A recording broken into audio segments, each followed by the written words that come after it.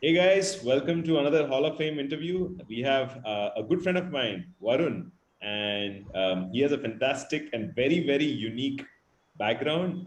I have not met a person with this kind of trajectory, so I'm really excited and pumped to be on this interview, and I truly appreciate him coming here. Thanks again, Varun, for coming. And in Hi, terms hi. of his background, so he started his undergrad in physics, and this is where it gets interesting. And then he's sort of after that, since a while, sort of moved into the cinema industry, and he's been doing a lot of work in VFX, etc. So I'm not a good person to sort of talk about his trajectory. I'll let him introduce himself.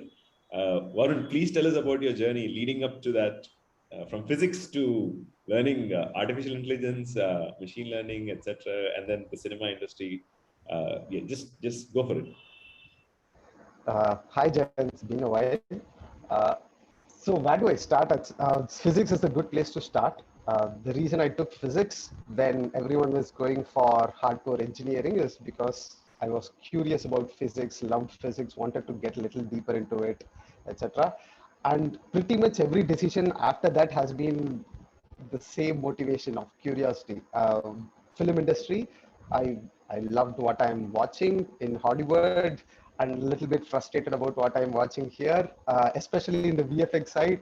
So wanted to on my own. I've been like meddling with some VFX stuff, etc. And I've been teaching in the same skills randomly came out of nowhere and got me some work as tutor in BIM softwares for architectural visualizations. So that was one a period there. Then I got into programming, and so the HTML5 and everything was kicking up, and I got into RAA development. So I was very much into uh, having my own startup, and I had a few friends who were passionate about that. We wanted to work together, all that. So there was a period where I got into RAA applications. We created, this was the early stage, so there weren't many RAA applications at that point. So I was developing RAA applications, and I met a few people in the process of all this, right? All small projects, all personal projects. You talk about it, and someone you need some other skill, all that, and you meet people because of the personal projects. Most of those doesn't end up the way you wanted, you hoped it would. But what happens is you meet a lot of people, and they talk about you and your work to some other people, and they talk about that to some other people. Eventually, I all of a sudden got a call from one of the leading visual effects company in India, based in Hyderabad, and they said they heard some nice things about me. I was I didn't trust the call. I thought it was some kind of a spam or something like that. But I thought I'll give it a go. I'll see what it is all about. And I was craving to travel a bit. So this was a good excuse. Went to Hyderabad, and it was supposed to be an interview, which ended up being a conversation, just a hi hello conversation. They asked about whatever works I've been doing, which was not in the VFX film space at all, but still they were interested, and I was interested in the work that they were doing. They caught me on board, someone who is not at all from the industry. They did not know what to do with me. I did not know that. They just want to see how it works. And eventually I ended up the person who was responsible for in the entire film. So that is kind of like, in terms of functional hierarchy, that is the highest hierarchy, because you are responsible for the entire VFX part of the film. So from there, I also got into writing, because the director liked my work and wanted me as VFX supervisor. That got me into writing, and that is the period when I realized that most of the I think I dropped a bit there. Sorry, yeah, I had an internet issue. Sorry. Continue. Yeah, my bad. Yeah, where was I? I don't know how long I was out. No, no, just maybe 10, 15 seconds. Yeah. Okay. So yeah, I joined Firefly, that is the VFX company. There I happened to work in Bahubali and became VFX supervisor for another film called Size Zero. Anushka and Arya, it's another film. So that eventually led to, I thought, so I saw where the problem lies. The problem was that all these Hollywood companies, right, they were having proprietary tools. They have coders in-house who create their own tools, which they use for creating all these visual effects in films. What usually happens is all these tools become mainstream and they are, for example, sometimes the patent or something expires or the knowledge becomes widely available, and then eventually it comes to the commercial available tools like Maya or Photoshop or whatever. So by that time, it is outdated. So our VFX industry, what they have been using and working with are these tools, outdated technologies. And surprisingly, there is a very little amount of R&D, coding, and engineering done on the tools, but there is a lot of need for it, but very little happening within the industry itself. So then I came out of the looking at this bottleneck, and I saw that is where the problem ends, and you cannot find solution within the system. You have to go out of the system to find solution. So I moved out of the solution. There is also another issue of directors not coming up with great stories, right? So I thought I'll directly interact with directors and help give my piece to help build a better story. And I became an independent VFX supervisor, which led to becoming a co-writer for a film. So I wrote a screenplay for a film. So with another director, it came out of our collaboration on visual effects side. He loved my ideas. He invited me to co-write his script as well. So while in that process, what I realized is that you don't get money if you are making risky bets in terms of storytelling. So if you say, okay, there is going to be a huge transformers that is going to destroy a building, etc., you're not going to get money, right? Because producers are aware how difficult to pull something like that off in India, and because of that, they are afraid to put in the money. So once again, the technological factor or whatever has been limiting within the system has been actually one of the problems that is restricting even our storytelling, right? In fact, there is this sequence in OK Kanmani where there is a piece where the hero demonstrates OKK. So that Mani Ratnam's film, where the hero demonstrates he's playing a game and he goes through all that segment. Yeah. Right. So that segment was an experimental piece.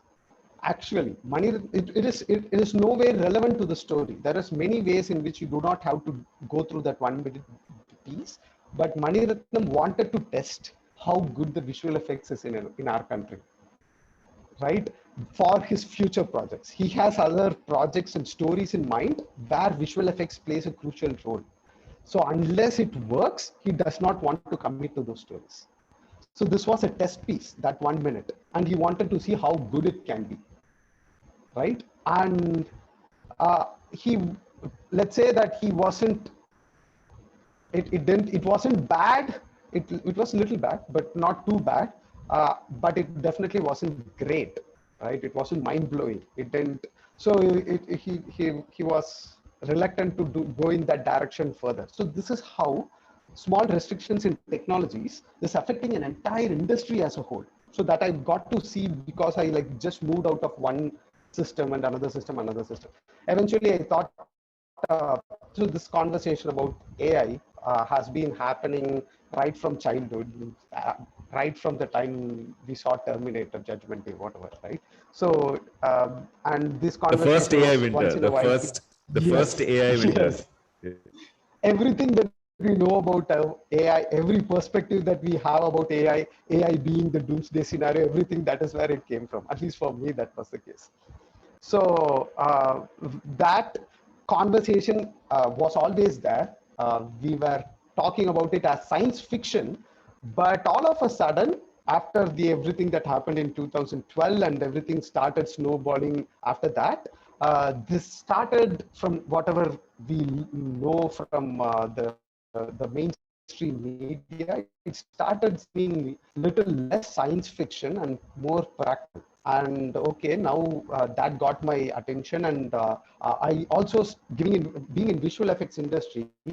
I also there is a lot of technological overlap between what AI can do, right? So there are so many areas where it felt like it is a direct application for visual effects industry, but no one has been thinking about it, mainly because the two worlds are apart, not because of any technical reasons. Things like image segmentation, right? Image segmentation is something that has existed forever in visual effects industry for several decades, where people manually rotoscope. They do manual image segmentation.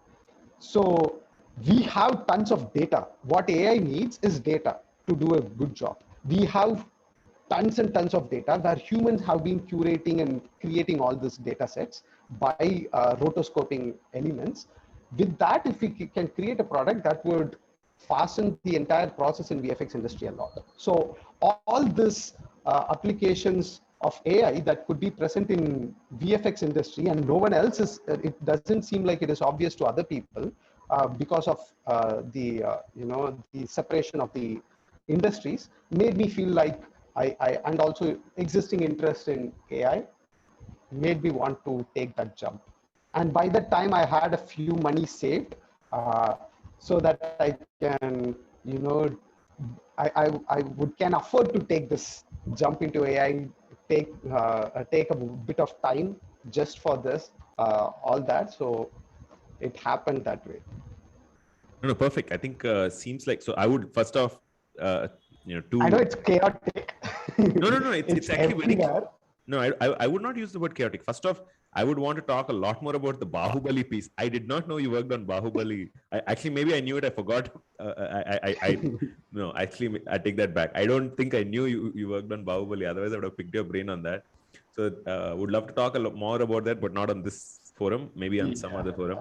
The second piece is, it seems like the problem is very clear. Like there's a significant opportunity and it's untapped, and there continues to be more in the VFX space, and seems like not many people are doing any work not many people, like you say, are evangelized. They're not familiar about the potentials. They only see AI movies, but seems like in the VFX world, in maybe perhaps the animation world, there's a lot more scope to be done.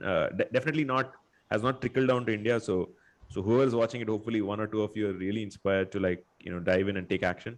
And the second piece, so we are clear about the problem. We are clear about the opportunity you sensed.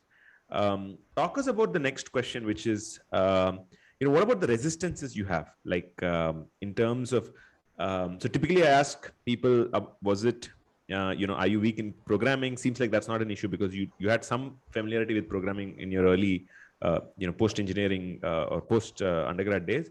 But talk us some of the resistances, like statistics, mathematics, or those coursework, because that is actually how the AI engine is working. But pre-course, you might have had that mindset, right? I'm talking about just 2018-ish before that happened. Yeah. So I did have a problem with programming, and I'll tell you why. It is a weird problem because the way I've been programming is I used to write every logic from scratch because that was the era in which the HTML5 was just happening, and there aren't many libraries for HTML5 JavaScript based content. jQuery was just starting to happen. All the Angular, all those things weren't even existing. So every logic that you think of, you start from scratch and you write it all, right? So during the course, when we were given one of the first assignments, so apparently the team that was assigned, the team of few who were working together, everyone were old school as well. So they were programmers starting out, and they moved up the hierarchy. So hands-on programming has been, at least they haven't been into it for at least 3, 4, 5 years. Okay, so during the exercise, what happened was we thought the exercise was difficult, right? And we thought it would take a lot of time, and we were writing and we were doing the array and going through for loop and every single item in the for loop, +1, and all that. And we went through and we were implementing whatever we thought was the logic to get the thing done throughout the thing. And we weren't even half done by the time the time was over. And even before the time was over, we saw all the other groups were like, they were done. They were completely done with the project. And they were like, it looked like everyone is doing it like it is just a simple thing.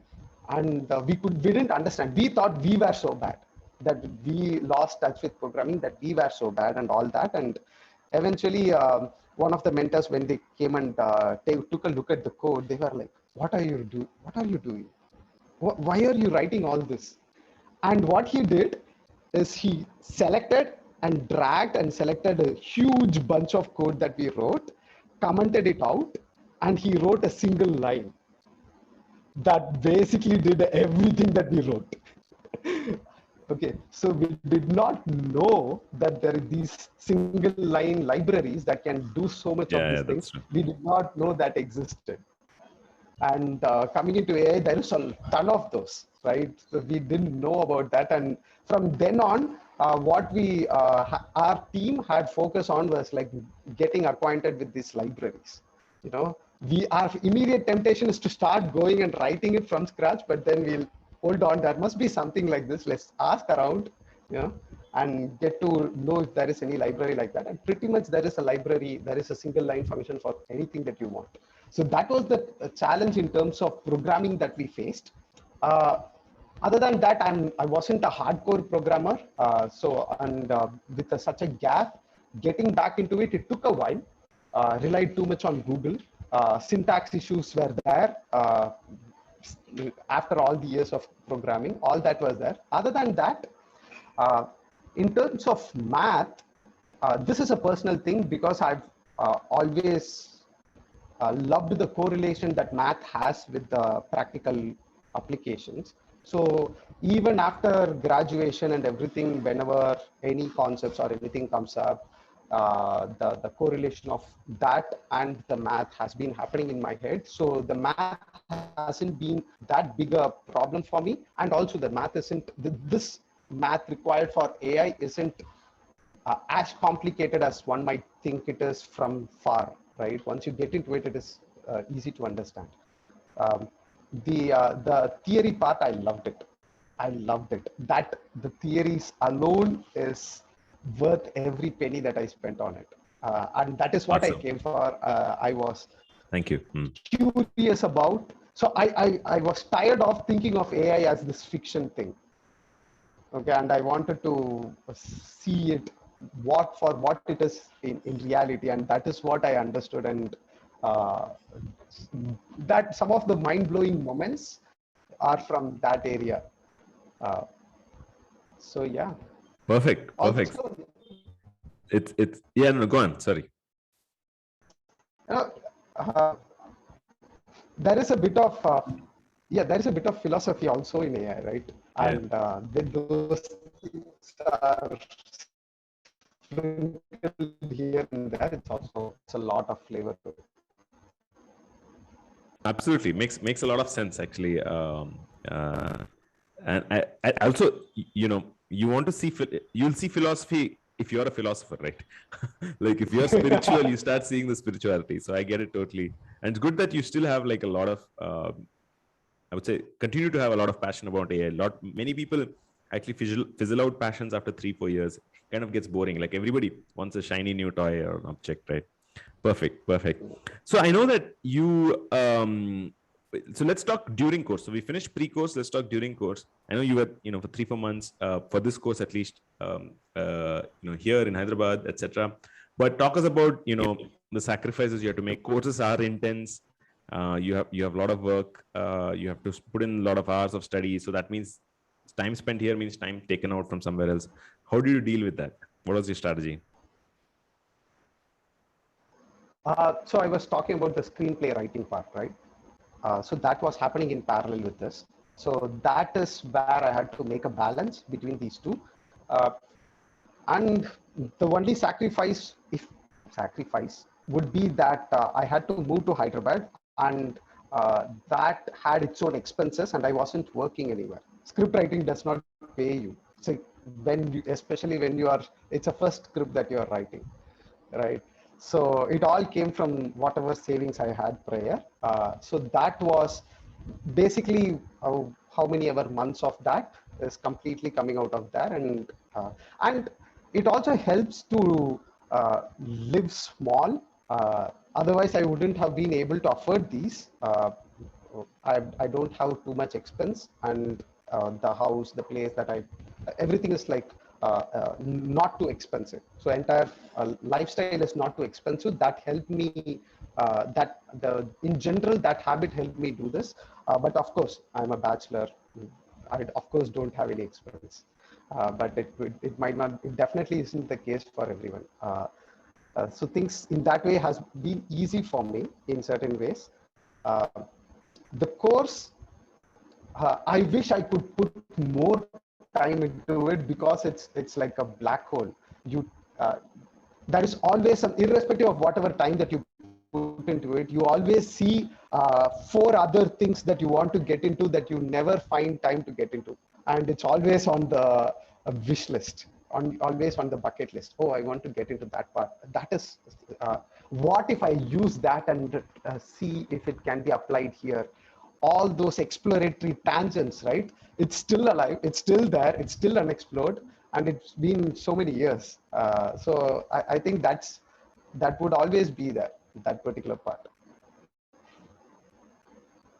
Perfect. No, awesome. That's actually pretty honest and very, very candid. Perfect.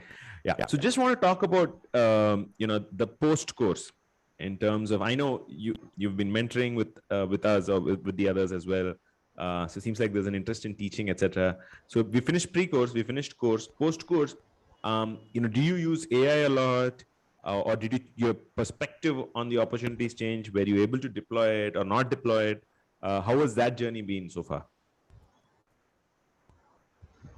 Yeah. So when it comes to AI and interacting with a lot of other friends who finished AI and who went on to do their own things post whatever process they completed, what I realized is there is this question: is AI opportunities in AI saturated, or is it not saturated, right?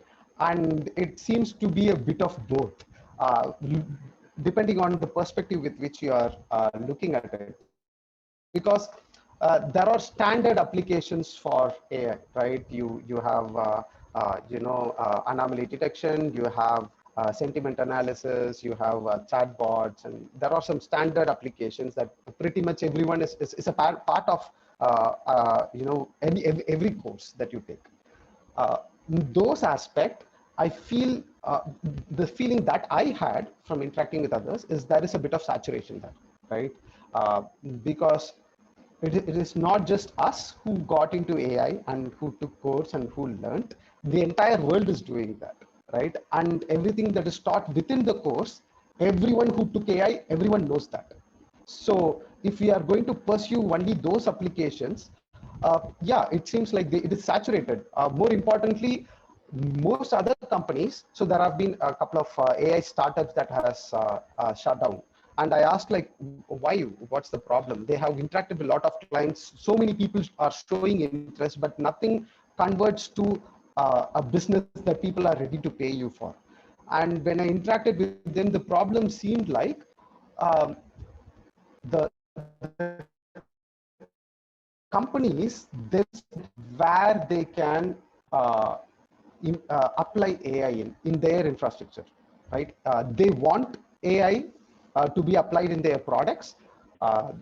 It's good for marketing. It gives an edge to their products and services, but they do not know where it actually plugs in. So when and they are not able to understand if when someone says this is exactly where it is not intuitive, right? Where you would assume it might be helpful is not where it is actually helpful. It is helpful in some other place, and you are like, really, How much of value can you get from that? So it is hard to wrap people's mind around, and probably that you would also have seen so many executives coming and taking this course, right? People who are definitely not going to get into programming after the course. And the reason being that when AI startups or product developers go and talk to about them about these areas, they want to understand what they are talking about and being able to evaluate how much of value this can bring to the table. So just to be acquainted with that, that is one problem that has been existing. I think that would solve as more and more executives come and take the course. The other area where I see a lot of opportunities is, and this is probably maybe uh, some unique perspective that I bring to the table because I've been like moving around all the domains, right? It's because that uh, there are so many other areas, other not so obvious applications of AI that nobody is able to see. It is there. There is demand. There is hunger. There is so much of. I was just giving the example of how AI is important for visual effects, right, in film. So that wasn't obvious. And just switching faces, deep fakes is not the only application. Deepfakes is one of the popular applications, but there are tons and tons of other applications where I'll give an example. Motion capture. Motion capture is an extremely expensive business in visual effects, right? But AI can do motion capture, right? Can give you the poses of a human by just a video feed. It is not refined enough. But there is a lot of potential there. So if some amount of energy is put into refining that motion capture and making it to work in a very specific, now it is most of the research in AI is going on a general direction, right? It has to be applicable in many scenarios. Instead, if people can find, that is the thing with AI, right? If you give it a very specific set of data, then the accuracy increases. A very small, limited scope of data, where this is the environment is going to be used in, then the accuracy that you get out of it increases, right? So let's say in motion capture, you can do that. You can give some constraints to the video feed that you are providing. Let's say, oh, you cannot have random backgrounds. You should have only green screen backgrounds. Great. Visual effects guys always work with green screen backgrounds. So now it would be easier for the AI to figure out the poses. So there is so many specific applications that you can go into in multiple domains. This is just few examples in visual effects domain. So after the course, I went on to get into esports based startup. So they are Hong Kong based startup who are into esports, and they wanted to do analytics in esports. So PUBG and CSGO and there was another game. So these were the games that we looked into, first person shooters, right? And that is once again a completely different area. And the reason I was picked for it is not because I was good in coding. I wasn't. Not because I was great at all the typical AI applications. I wasn't. The only reason they opted for me is because I was able to come up with new applications. I was able to think about new ways of using AI that can help them with their products. And they were pretty open with, I do not know what edge we can give to the players, come up with ways in which we can give them an edge, right? And I gave some ideas, they loved it, and they just took me on board. So I knew what are the limitations of AI. I knew what could be, I can, to some extent, I can predict what problems we might run into. So those became valuable so that from there on, they can make some committed decisions on, realistic decisions on what their products can be. They can be cautious about the promises that they make to investors. And after that, they can hire, right? They can hire a lot of people to get the actual coding done, people who are great at coding. So that is something that can happen as well. So, and I think in these areas, there are a lot of opportunities that is untapped. Let's say, and even the reason that I even get these opportunities is because I try some personal projects, some small experiments, and I share with some people, talk about it, talk about ideas, discuss that.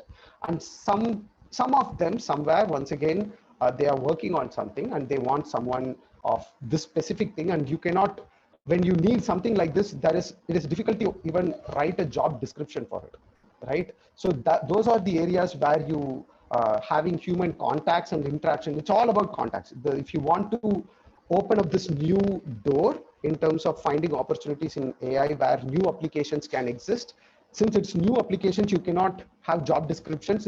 If you cannot have a job description, you cannot find it in traditional places like LinkedIn or Naukri or anywhere else, right? You cannot find it in job portals of companies. It can only happen through people working on people knowing people, right? Communities, online communities who, put out small experimental works, get feedbacks, all that. That is where you even get into these areas. So that is how I got into this opportunity. Was referred by a professor there, and from there on, then the entire Hong Kong thing happened. That closed, and I came out, and I was trying once again some personal projects, a bit of teaching, all that was happening, and now I'm a product designer for a Delhi-based startup, and they are into air cargo domain, aviation and air cargo domain. So there, I'm being a product designer, nothing directly related to AI, but the kind of things that I'm doing there is I say what features a product can have, cannot have, and I come up with features for products based on what is possible in AI.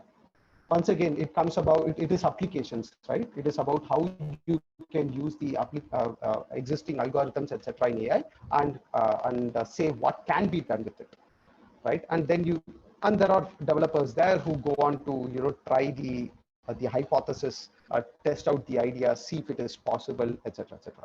So now this background has come to help me with product designing. So it's once again, it's random in what ways things can become useful to us, and being open to that random opportunities, I think going to be might bring a lot of value than seeking one specific, oh, this is what I want to become, and constantly keeping your eye on that makes you kind of like not aware of the other opportunities that is knocking your door. So no, that makes perfect sense, especially I think in a creative industry like yours, with like so it's creative and the opportunities are untapped, so you need your mind to drift as well. I mean, I don't know much about the cinema industry at all. I just watch it on Netflix and Amazon Prime, etc. And I'm a big movie buff, but I don't know obviously behind the scenes as much as you do. So seems like there's tremendous amounts of opportunity, and you're also you had some good fortune of working with this Hong Kong firm. PUBG is like obviously very big, first shooter style. Seems to have, like, I know that when we see it on the screen, there's a lot of obviously visual effects, etc. So I can surmise that there's going to be gaps there that machine learning can definitely fill. Perfect. Awesome. So I think we've covered a lot of the questions, just based on what you've sort of said. Just wanted, two things. Final takeaway message. How do you see the next 3 years in terms of AI opportunities for Varun? Is script writing going to be covered by natural language processing, etc.? What's in it for you? And any one or two really very cool, interesting projects, you don't have to name them, that you've done or you're about to do, etc. I don't know if you're working on the next Rajamouli film or whatever. So something so that cinema goers like us are like sort of excited and will watch your name on the screen. So currently, I think I'm a little engaged with this part, which is the air cargo, which is like a very traditional IT company. They did not have a design division at all. So what I'm bringing to the table is design and creativity to a very, a company with a suit and tie. So the opportunities, a lot of opportunities that I see is not just that industry. When I see aviation industry, a very traditional industry, right? Even mainstream IT companies like Infosys, etc., they do not get projects from aviation industry. It's a very closed door industry. And if you look at once again, most innovation comes from going across different industries and checking out what is there in that industry and that industry and that industry. Now getting into this aviation cargo domain industry, it's just obvious because so many of the other ideas have been implemented in other areas already, and it has still not been implemented here. So going and taking a look at it, it hasn't been obvious to them being inside the system, right? They have been doing everything in a particular way, and anything outside that particular pipeline is not obvious to them. So when you go across industries and take a look at what the other industry has, then the ideas are obvious. And when we talk about it, when we discuss, oh, why not use sentiment analysis for this? For predicting when someone is going to go on a trip, right? That is of very important value for airlines because they want to know how much to charge for the seats, right? So once again, a lot of scope for AI there. It might not be obvious. Some of the companies might be doing it and might be keeping it proprietary and etc. But it is not so proprietary. That knowledge is not so proprietary outside the system. It is proprietary within aviation. Sentiment analysis is like everyone knows about it, at least in AI domain. So you see that, and you can directly implement some of these. So I see a lot of scope there. So in my work in those areas would be in that direction, and there is a lot of being able to understand and predict people. One of the industry that has seen a lot of disruption in a bad way was aviation industry. Passengers, it's just dropped. Several airlines almost went bankrupt, right? So, and their focus now shifted into cargo. So there is so much of change happening, and they are desperate for some innovation there. So I see a lot of innovation that can happen, and the crisis has made them much more open now. Previously, it has to go through a lot of bureaucracy, etc., etc. Now they are open and they are free to, innovate. So that is in that direction. That is the case with my personal projects. Once again, film, VFX industry. I basically I wrote I gave a talk where I was just listing down a huge list of applications that from AI in visual effects and storytelling, right? And still most of that list of ideas hasn't been experimented on, hasn't been worked enough on. So personally, that is the project that always has been going on. So one of the key areas is motion capture, right? So just imagine being able to have motion capture in something like Instagram filter is of value for Instagram, right? Even if you do not directly see value in it, it is of higher value to Instagram, and there is an exit strategy there. Just for this one small piece of application. And there are several such ideas, several such innovations that can be brought, one from visual effects industry into mainstream. So all the Instagram filter we have been doing in visual effects industry for ages. The only problem was we haven't been able to do it in real time. AI has helped us helped us do the same in real time. You can shortcut most of that traditional processes and traditional OpenCV algorithms by using ML models. They can do it in real time. So that lot of cross there from VFX to mainstream, and a lot of ideas from AI to VFX that is there as well. Apart from this, so another area is simulation. There is fluid simulation. You see fire and water and so much of these simulations of these fluids happening. Right now, it is simulated as if every particle of fluid is interacting with every gas molecule of fire is interacting with another gas molecule of fire, and that is simulated. Just that the number of molecules is less. That is the kind of simulation that is running, which is like not at all optimized. Being able to implement AI to optimize these simulations and give a real-time simulation of fluids, there is once again huge scope there. And the deepfakes hasn't become into products. So deepfakes is has already become mature right now. So just making product out of that mature technology is another area. So there is a lot of scopes in those areas which I'm like experimenting and working on. It's once again like I'm like a kid in a toy store, just too many things to do, and finding it hard to ground myself and say no, no, only one toy at a time. You know, that is the most difficult part. Who knows, that toy could be some diamond or a gem, or it could be Rajamouli's next movie. So you just needed to Yeah. make it big once. So you just Yeah. need to make it big once, right? So that's pretty much it. I mean, that's like just tremendous amounts of opportunity I can sense, and I can see your passion oozing out in terms of the motion picture, etc. I really, really wish you, the best of luck for your journeys thereafter. Exciting, Thank you. space that you're working in, and thank you again so much, sort of coming to the show. And folks, if you want to reach out, if you have a passion for movie making or VFX or what adjacent territories, do reach out to him on LinkedIn. If you've liked this, just hit a comment with what you've liked. Subscribe to the channel, because YouTube algorithms work in a way, or Facebook algorithms work in a way where you share, you like, you spread, people listen to the authentic stories. Thank you, Varun, once again so much for coming on this. I appreciate your time again. Thank you, Jamie. Thank you for having me. This was a wonderful conversation. Loved it. Likewise. Thank you so much. Right.